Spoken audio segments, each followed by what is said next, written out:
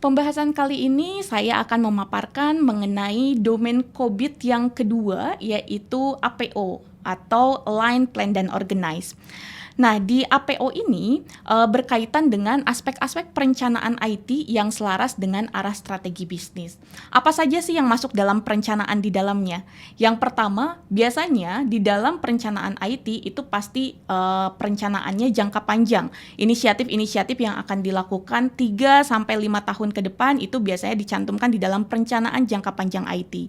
Istilahnya bisa bermacam-macam. Ada yang menyebutkan itu sebagai IT Strategic Plan, atau mungkin IT Master Plan, atau ada juga yang menyebutkan itu sebagai IT Roadmap, ataupun yang menyebutkan sebagai Blueprint. Karena biasanya di dalam perencanaan jangka panjang itu juga termasuk arsitektur di dalamnya.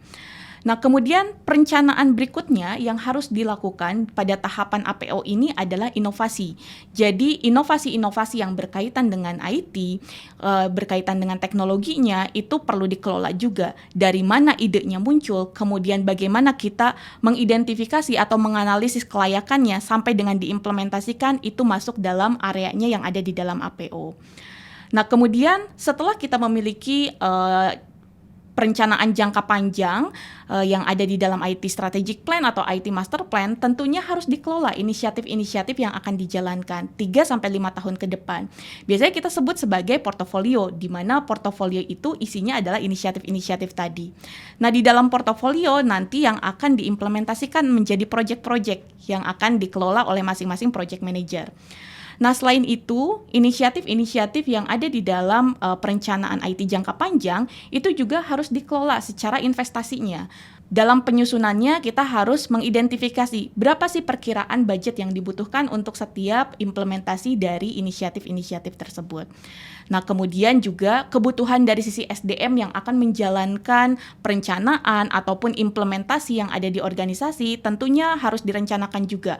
Baik itu dari sisi jumlahnya, headcount-nya, kemudian kompetensinya, sampai dengan kebutuhan-kebutuhan training yang dibutuhkan agar kompetensinya dapat sesuai dengan requirement organisasi. Itu harus direncanakan di dalam dokumen perencanaan strategis IT jangka panjang. Nah, selain itu di dalam APO ini ada juga proses yang memang kita harus ada relationship atau hubungan dengan customer ataupun end user dari IT.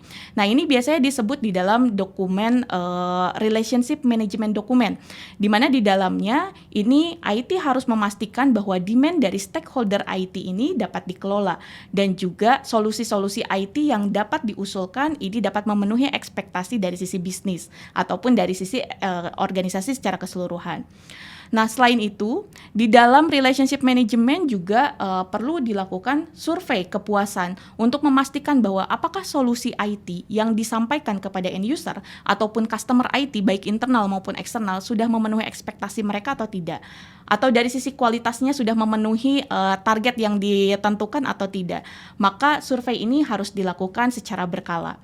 Nah, dari hasil survei kepuasan yang sudah dilakukan, ini hasilnya akan diidentifikasi atau dianalisis sehingga kita bisa cek kira-kira apa sih improvement ataupun perbaikan-perbaikan apa yang dapat kita lakukan berdasarkan feedback dari customer ataupun end user yang sudah melakukan survei. Nah, berikutnya di dalam domainnya APO juga tidak kalah penting bahwa setiap layanan IT yang dikelola itu harus dicantumkan di dalam menunya IT yang biasa kita sebut sebagai service katalog, di mana service katalog merupakan repositori dari layanan-layanan IT yang memang disediakan untuk user, yang bisa diminta ataupun yang bisa digunakan oleh user. Nah, tentunya di dalam service katalog juga harus dilengkapi dengan apa yang menjadi jaminan dari IT, yang biasa kita sebut juga service level agreement, di mana service level agreement ini adalah jaminan IT atas layanan-layanan yang disediakan. Nah, jaminan ini bisa bermacam-macam. Di dalam SLA ini biasanya ada beberapa yang bisa dijaminkan. Pertama dari sisi availability-nya. Contohnya misalkan dalam suatu layanan kita sediakan bahwa uptime-nya itu 99%. Maka uptime dari layanan tersebut bisa diakses atau bisa digunakan itu adalah 99% dan tolerable downtime-nya itu adalah 1%. Kemudian yang bisa dijaminkan berikutnya lagi berkaitan dengan capacity. Misalkan email mailbox-nya berapa sih kapasitasnya, itu bisa dijaminkan. Kemudian yang ketiga berkaitan dengan continuity, bahwa setiap kali ada gangguan atau ada disaster, maka continuity-nya seperti apa, mekanisme backup-nya seperti apa. Nah, itu biasanya yang dijaminkan di aspek continuity. Kemudian yang selanjutnya berkaitan dengan security. Security adalah aspek-aspek keamanan informasi yang bisa kita jaminkan atas layanan yang kita sediakan. Contohnya kalau misalkan kita sediakan layanan email, maka salah satu yang bisa kita jaminkan dari sisi security adalah spam filternya seperti apa. Nah, itu yang ada di dalam katalog dan juga SLA. Nah, kemudian dari kelompok-kelompok manajemen IT yang ada di APO, di antaranya juga ada sistem manajemen keamanan informasi, di mana pengelolaan keamanan informasi juga harus dikendalikan, harus dikontrol, dan juga harus diterapkan di lingkungan organisasi.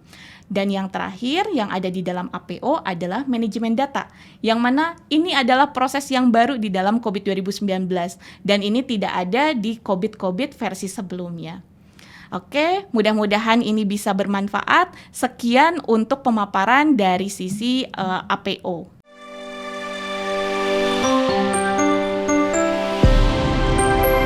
Mitra Tax, your compliance partner.